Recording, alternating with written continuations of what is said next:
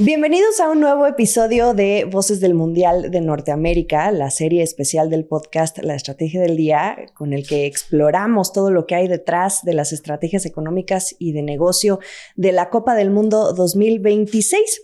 Esta vez vamos a hablar de turismo y más específico, a dónde se va y cómo se utiliza el dinero recaudado por el impuesto al hospedaje, especialmente en la Ciudad de México, que pagan los hoteles y las plataformas de estancia, como pueden ser los Airbnb.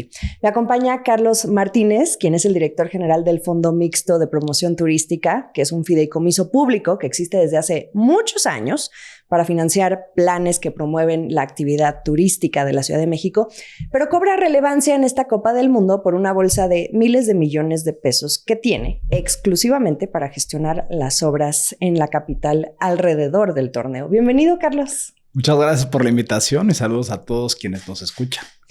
A ver, para que todos estemos en la misma página, esta bolsa de los miles de millones de pesos que yo hablaba, son 4,000 millones de pesos para ser exactos los que se le dieron al Fondo Mixto para financiar única y exclusivamente los planes y obras de infraestructura alrededor del Mundial.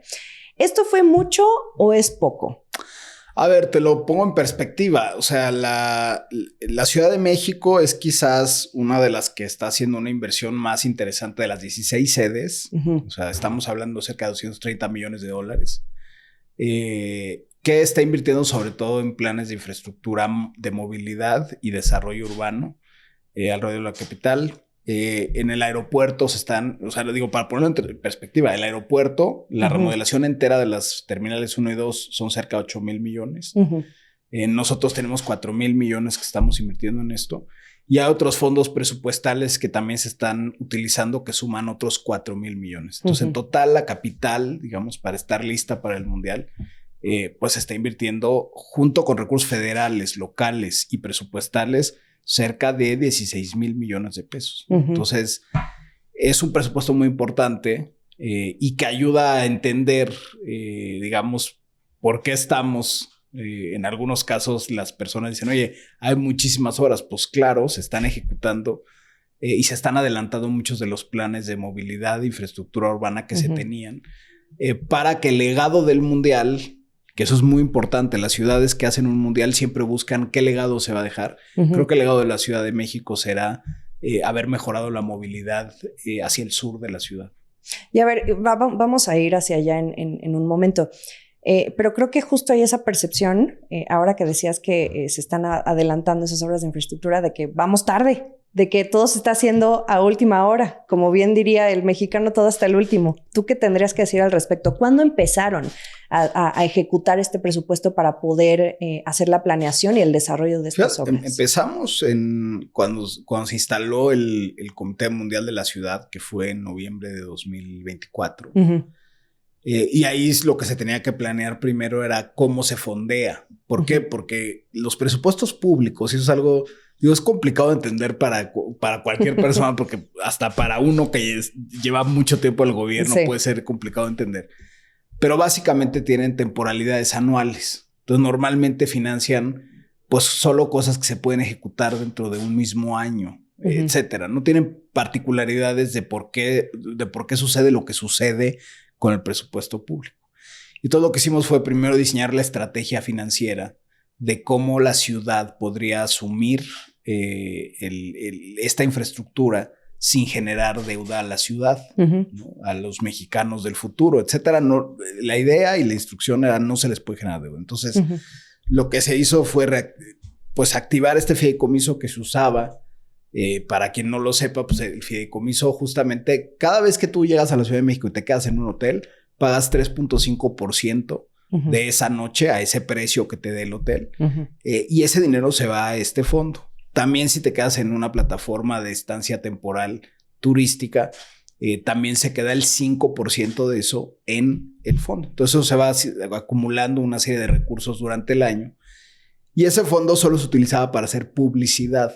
Entonces decíamos, bueno, ¿por qué necesitas publicidad cuando el evento más importante, o sea, ya tienes un evento que te va a dar una proyección global gigantesca, ¿no? Solamente la inauguración probablemente la vean 1,000 millones de personas en el mundo. Entonces, o sea, estás hablando de una proyección gigantesca. Y lo que pensábamos es que esos recursos se podían utilizar de mejor manera si hacía una estrategia multianual, es decir, que pudieras financiar obras a lo largo del tiempo, sin tener esta restricción que te decía de los presupuestos típicos, y poderlo hacer apalancado únicamente con ese impuesto, de tal manera que no significara una obligación de deuda para la ciudad. Entonces lo que hicimos fue participar con el sector financiero privado para decirles, oye, tenemos este impuesto, se tiene este instrumento, ¿cuánto podríamos financiar apalancados con eso que esperamos recaudar?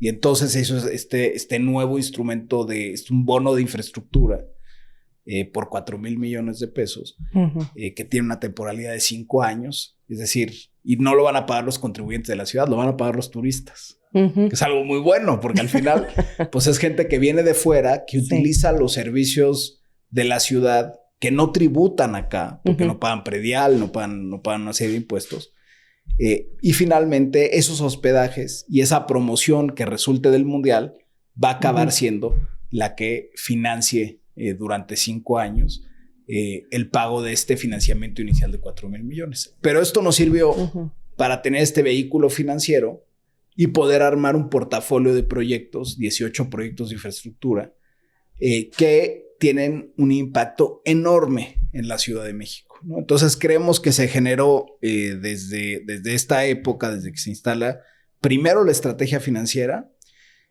para tener este valor compartido que no le puede costar a la ciudad, a los ciudadanos de la Ciudad de México, no pueden asumir una deuda. Eso era la primera cosa. Y la segunda es que la infraestructura fuera útil para la Ciudad de México y que tuviera, digamos, un efecto duradero. Y a partir de ahí es que ya con esa estrategia y esa misión es que se empieza a hacer el portafolio de proyectos. A ver, ahora que mencionas ese portafolio de proyectos, tú tienes toda la lista, pero yo aquí tengo algunas obras anotadas. Tú dime si ya tienen palomita o no. 17 trenes ligeros. Ya están. Ya están. Y además el tren ligero a mí me parece de las obras más relevantes. Ahí se fue pues prácticamente el 40% de este bono de infraestructura. Y alrededor del tren ligero se hace, la adquisición de los trenes, que son trenes más modernos, más nuevos. De hecho, el tren ligero comparado con el metro, pues son trenes más pequeños, etcétera. Hoy ya no notas la diferencia. Son trenes muy modernos que te sientes pues realmente con vagones biarticulados, etcétera, ¿no? O sea, son trenes muy bonitos, nuevos. ¿Dónde están? ¿Dónde se pueden ver? Digo, igual y no nos echamos los 17, pero... Es la ruta que va de Tasqueña a Xochimilco. Ajá. Esa termina el metro en la línea 2 en Tasqueña y ahí cambias a la estación de Xochimilco. Ese tren, digamos, ya se había empezado a modernizar hace unos años, pero esta modernización es muy importante. Uno, porque duplica la capacidad del tren. Entonces, para efectos del usuario tiene algo bien importante, que es el tiempo de espera. Tú cuando vas a un transporte público o transporte el que sea, ¿no? O sea, nosotros venimos de un avión, pero, o sea, ¿tú qué esperas? Que salga a tiempo. O que tengas claramente determinado en qué tiempo va a ocurrir esa salida del transporte. Bueno, pues esto reduce el tiempo de prácticamente 6 minutos a 3 minutos la espera entre cada tren. Eso es muy importante. 2, puede mover a más personas del sur hacia el centro y de regreso en la ciudad. 3, se compró un sistema de regulación ferroviaria inteligente, que eso es algo muy importante. El tren había modernizado algunas estaciones y algunos trenes, pero no había modernizado su sistema de control de tráfico. Y es muy importante que cuando tú tienes de repente el doble de trenes sobre la misma vía, pues tengas un control de tráfico inteligente para evitar accidentes y generar seguridad hacia el usuario. Entonces se adquirió este sistema de control inteligente de trenes que pues va a tener un beneficio enorme de poder realmente sacar provecho de duplicar la infraestructura. Si no lo tienes y lo operas de manera manual, pues va a resultar que a lo mejor te sigues tardando los mismos 6 minutos porque todo el mundo está pensando en qué momento le da salida a un tren u otro. Y esto lo resuelve el sistema inteligente. Ahora que mencionabas Tasqueña, creo que se hizo viral hace poco en las redes sociales cómo todos los usuarios del metro estaban impresionados por el cambio de look que le dieron a esa estación en particular. Es que esa estación se volvió un centro de transferencia modal bien importante para la ciudad. ¿Por qué? En primera llega el metro, Tienes además la estación de autobuses, que es una de las más utilizadas del país, porque ahí llegan los autobuses de Puebla, Cuernavaca, Morelos, Cuernavaca, Guerrero, etcétera, y llegan a Tasqueña. Tienes el metro. Ahora tienes el tren ligero modernizado y con el doble de capacidad. Y se instaló también un biciestacionamiento, digamos, para hacer esta idea de la movilidad integrada de la ciudad. Entonces, cuando tú ves las obras que se hacen en este circuito, en este nodo de movilidad, pues es bien importante. No solo tienes el tren, sino creo que la idea de lo que se generó con este portafolio es cómo conectabas infraestructuras que les faltaba algo para que funcionaran de manera más inteligente. Tener un cicloestacionamiento ahí, pues es muy importante porque mucha gente llega en bicicleta al metro o puede irse del metro a su casa en bicicleta. O tienes este asunto del tren ligero o tienes los autobuses foráneos que llegan ahí. Entonces, ¿cómo conectas de mejor manera la ciudad? Ese creo que fue el objetivo principal de los proyectos que se escogieron. A ver, ¿qué otro me puedes mencionar aquí?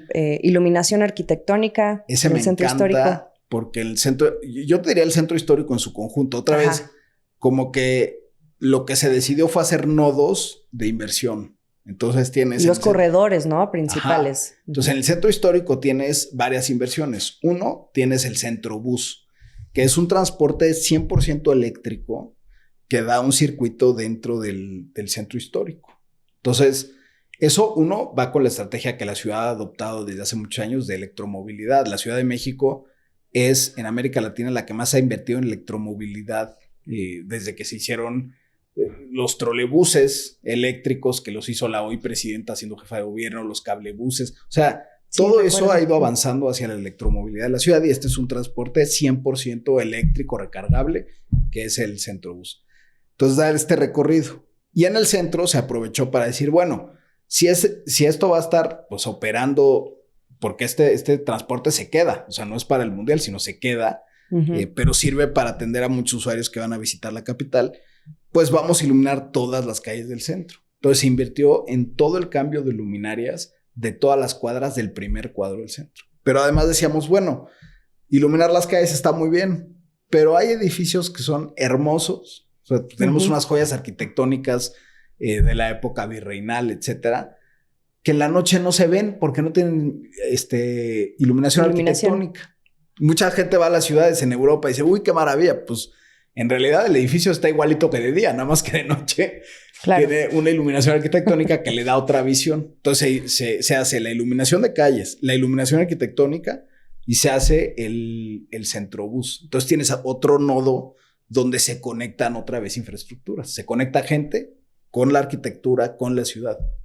¿Y qué otro? ¿Qué otro me pudieras decir aquí? Mencionabas la publicidad en un principio, que uno pensaría que no se necesita la publicidad, pero sí lo hicieron. Sí también invirtieron parte de eso en publicidad para atraer a los visitantes extranjeros. Bueno, porque hemos continuado con las actividades del fideicomiso, digamos, haciendo y participando en las ferias internacionales de turismo, etcétera, ¿no? El año pasado pues tuvimos una gira muy intensa promoviendo el mundial, estuvimos en la feria de Madrid, en la feria de Alemania, 2 ferias en Alemania, en China, atrayendo turismo chino, etcétera, y continuamos posicionando a la capital mexicana precisamente como uno donde vas a poder vivir el mundial de mejor manera, porque ahí sí estoy convencido de que va a pasar, o sea, no más pensando en que tú puedes ir a ver un partido a Garibaldi, ya probablemente es mejor que, sin demeritar lo que sucede en Kansas City, pero probablemente te la pases mejor que en alguna sede en Estados Unidos. Entonces,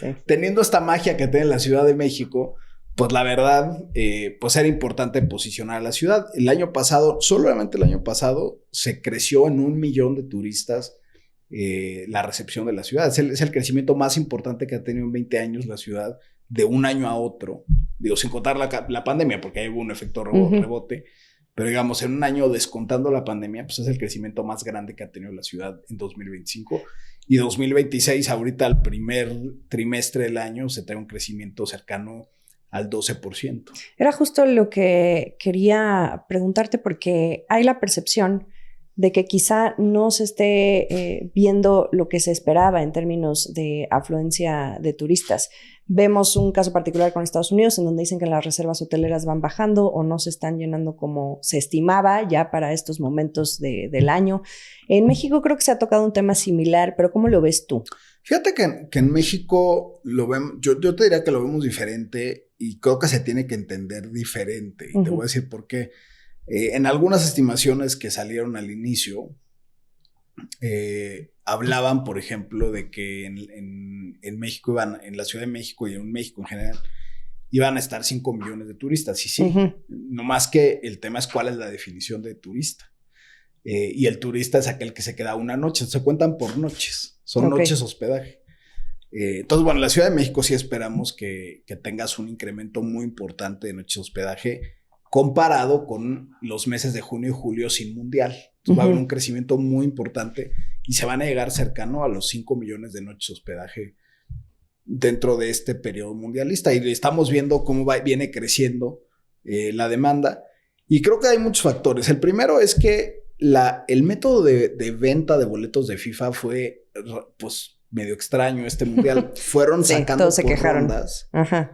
Y las rondas fueron, pues en la última ronda acaba de pasar la semana pasada, pues tú cómo vas a reservar si ni siquiera sabes si tienes tu boleto. Tu lugar o no. Entonces las rondas fueron saliendo de manera muy espaciada y muy cercano a la fecha del mundial. Y eso hace que la planeación acabe ocurriendo en las últimas 3 semanas, ¿no? Que es lo que estamos... O sea, ¿tú esperarías que se viera todavía un repunte de reservas? Por supuesto. De hecho, del 15 de mayo al 11 de junio esperamos un repunte muy importante de reservas porque la gente ya va a tener certeza de su boleto. El segundo que ha pasado es el tema del conflicto en Medio Oriente, que ha tenido efecto sobre el precio de la turbocina.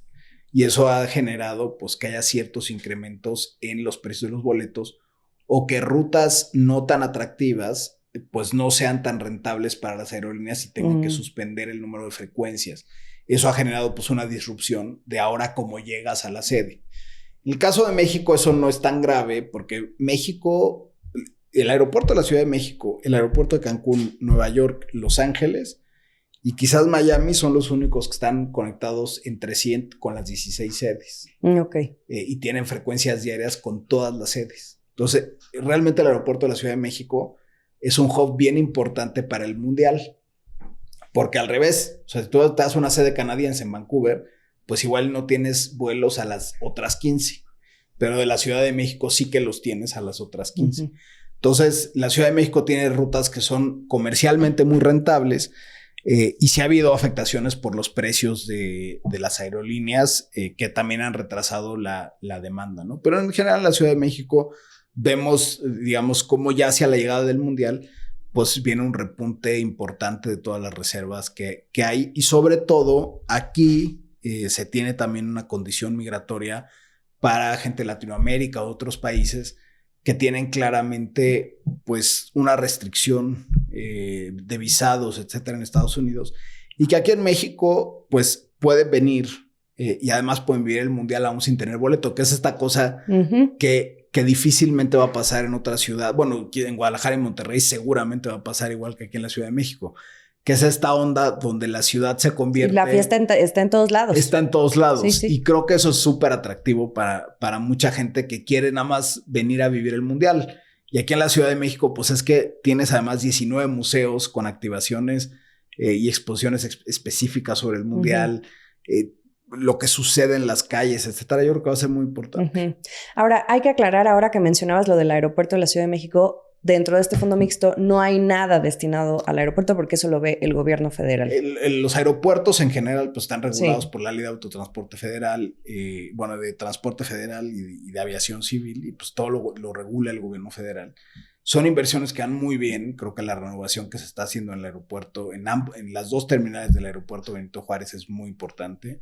Y ahora, pues con la conexión de ALAIFA vía el tren de Buenavista, también se activa este nodo de conexión para la ciudad, donde pues en 45 minutos, 1 hora en tren, como sucede en muchos aeropuertos del mundo, pues vas a poder llegar a la ciudad.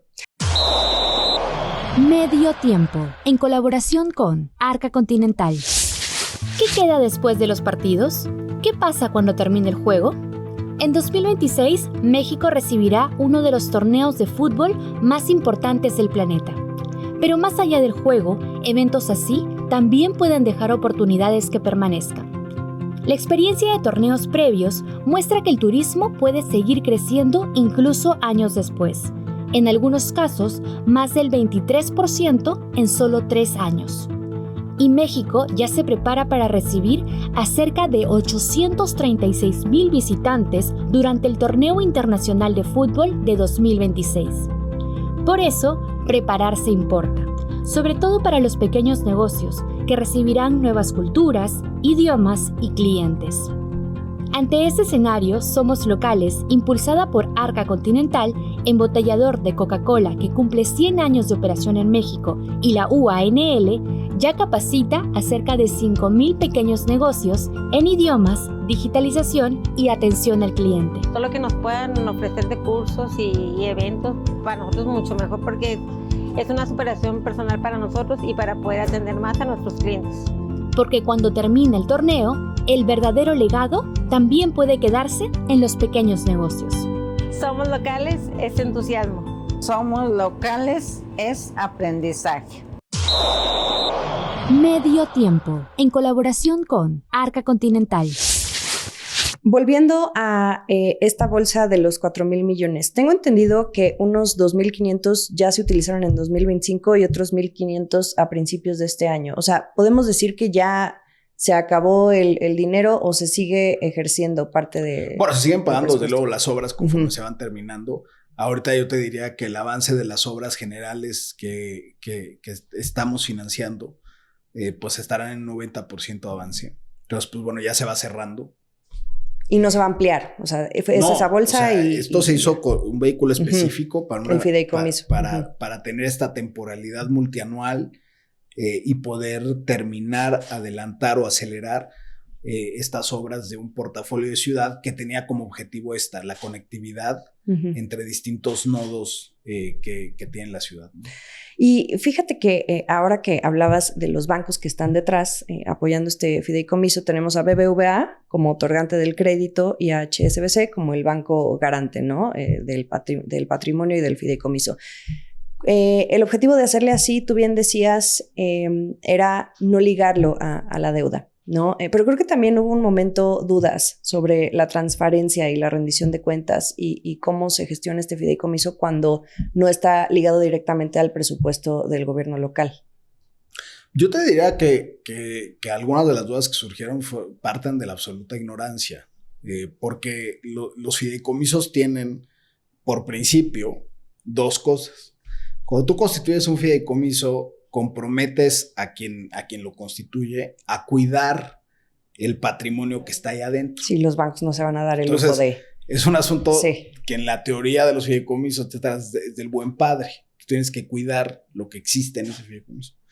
Y número 2 es cómo se deciden los proyectos dentro del fideicomiso. Y en este caso, utilizamos lo que ya hacía de todos modos el fondo mixto con estas campañas de promoción de la ciudad. Y lo que hicimos fue integrar a los que participaban, que son miembros de la industria privada de la Ciudad de México. O sea, está el presidente de la Asociación de Hoteles, el presidente de la Cámara de Comercio de la ciudad, el presidente de los restauranteros de la ciudad. O sea, los presidentes de todas las cámaras de la industria que conforma el turismo. Y son ellos, que son cinco de los 11 miembros del comité técnico, quienes revisaron y aprobaron cada uno de los proyectos. Entonces, pues, realmente están socializados con las personas y el fideicomiso te obliga a que cada pago, etcétera, esté justificado conforme a esa aprobación y conforme vaya avanzando las obras, ¿no? Entonces, es un fideicomiso que es plenamente transparente y se hace con 2 bancos para que no haya un juez y parte, porque si el banco que te da el financiamiento es también el que es el garante, pues puede haber un conflicto de interés. Entonces, por eso hay 2 instituciones financieras que además están reguladas, no solamente en este caso de estas 2, no solo están regulados por el regulador mexicano, hasta los dientes, la Comisión Nacional Bancaria, sino están regulados por sus matrices internacionales y por el sistema financiero internacional. Entonces, pues realmente, pues como se ha ido construyendo, ha sido en acompañamiento con el sector privado. Yo creo que eso es algo virtuoso de también cómo se hicieron este portafolio de obras, es que el propio sector privado sabe lo que son, han estado al pendiente de su análisis, de su consecución, etcétera. Platicaba con el secretario de Finanzas, Juan Pablo de Botton, el año pasado, justo cuando recién se anunciaba toda esta parte del fideicomiso y justo también en línea que esto que tú me platicas de que no es solo embellecer para la Copa del Mundo, sino que se quede, ¿no? Una obra que llega para quedarse. Pero también me surge la duda, después del Mundial, ¿qué puede estar financiando el Fondo Mixto en adelante? Yo creo que tenemos que replantear, digamos, qué queremos hacer, porque este vehículo ya probó ser pues algo bien, o sea, muy importante para que la ciudad pueda financiar infraestructura estratégica.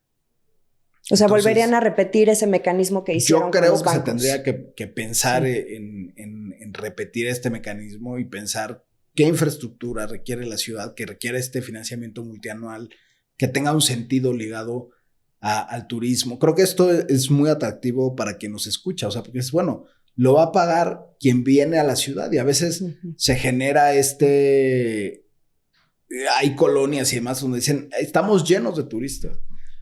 Y pues yo creo que hay que recibirlos con mucho gusto porque además dices, bueno, pues además van a ayudar a que la ciudad siga siendo competitiva, tenga nueva infraestructura, etcétera. Entonces hay que recibirlos no solo con gusto porque somos así los mexicanos, sino porque además hay una utilidad atrás de esa recepción gustosa de turistas en la ciudad que pueden seguir haciendo este financiamiento. ¿Qué proyectos? Pues bueno, yo creo que la ciudad tiene una cartera muy importante hacia adelante de proyectos estratégicos que tendríamos que decidir junto con el sector privado, con la sociedad y decir, bueno, pues a ver si está este mecanismo, ¿por qué no ahora se utiliza para, no sé, financiar X, Y o Z que se decida?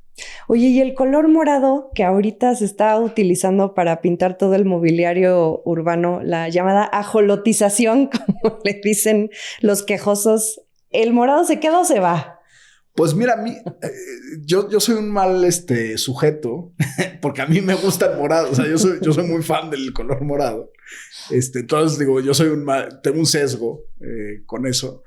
Pero, digamos, yo creo que es un asunto de poner a la ciudad ahorita, pues, en un asunto festivo, ¿no? O sea, ¿y por qué es el color morado? Por ser el color que la FIFA le puso a la Ciudad de México, ¿no? Pues la ciudad yo creo que se identifica con dos colores y que está incluso en el póster de la FIFA, etcétera. Se identifica con el color jacaranda y con el color cempasúchil.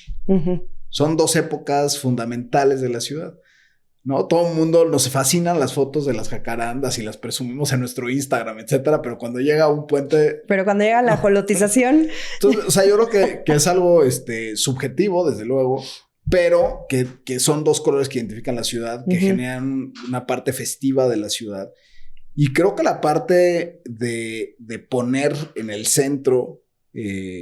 los ajolotes es un animal extraordinario, o sea, es verdaderamente una maravilla de la naturaleza y creo que está muy bien que discutamos también sobre eso, porque finalmente son animales endémicos de la Ciudad de México, digo, hay desde luego en otros lados, pero son endémicos de las aguas de la Ciudad de México, pero tienen unas propiedades y tienen, o sea, es un animal con unas características muy interesantes, que vale la pena que todos nos involucremos, desde luego, en su defensa, en su promoción y en estar orgullosos de que sea el animal de la ciudad.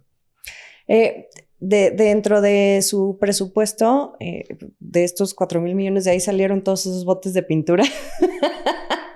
Tenía que preguntártelo. Son obras de infraestructura y la mayoría te digo que son, pues bueno, o sea, creo que el grueso se fue al tren ligero, a la adquisición de los trenes, del sistema, a la adquisición del centrobús, a la adquisición de los trolebuses, o sea, esa gran infraestructura es la que se hizo a través del fondo. No, y la que realmente importa y vale. Carlos, finalmente, ¿está lista la Ciudad de México dentro de las 16 sedes mundialistas para que ahora sí se dé el banderazo inicial con todas estas obras de infraestructura? Las obras están llegando todas a su conclusión y vamos a empezar a recibir mucha gente a partir del 1 de junio se va a empezar a ver la efervescencia de medios internacionales, corresponsales, staff de equipos, o sea, la gente va a empezar a llegar a partir del 1 de junio y la ciudad está lista, porque además creo que lo bueno de la ciudad es que se preparó no solamente en la parte de infraestructura, sino en la parte de recepción, junto con, por ejemplo, House City y otros, hay otras instancias dentro de la constelación de la organización de un mundial, pero haber activado toda la red de museos para poder disfrutar de 1000 cosas que tienen que ver con el fútbol. Vamos a tener pues, el FanFest más grande de las 16 sedes, va a estar en el Zócalo de la Ciudad de México. Además va a haber otros 18 FanFest que está patrocinando la Ciudad de México en distintos puntos de la capital, más local, el sector privado, que tienen otros 3 o 4 adicionales muy grandes. O sea, como que tienes toda una infraestructura de receptividad que ahí sí, en la Ciudad de México nos pintamos solos para eso, ¿no? O sea, cada fin de semana hay 70 eventos. Muchísimas actividades. Hay conciertos, o sea, el GNP creo que un día sí, un día no, tienes a uno de los mejores artistas del planeta llenando el GNP y a la vez tienes obras de teatro y tienes, no sé, o sea, la Ciudad de México tiene todas esas características de hacerlo. En noviembre tenemos Día de Muertos Fórmula 1, o sea, y todo sucede al mismo tiempo y creo que en eso somos muy buenos. O sea, es una ciudad de espectáculo. Sí. ¿Ya tienen cifra definida de derrama económica? No, digo yo, esa tendrá que ser ex post, pero el Visa, por ejemplo, tenía una cifra de cercana a 60,000 millones, ¿no? Que se había dado sobre el mundial, etcétera. Y yo creo que se tendrá que ver justamente con el seguimiento de las tarjetas de crédito, el sistema financiero, pues nos podrá ayudar mucho a visualizar la derrama total final que hay en la ciudad. Muy bien. ¿Tu marcador final? Bueno, va a ganar México el mundial 100%. Pero la Ciudad de México, y la Ciudad de México también va a ser la número 1 de las 16. Carlos Martínez, director general del Fondo Mixto de Promoción Turística. Muchas gracias por acompañarnos en Voces del Mundial de Norteamérica. Muchas gracias.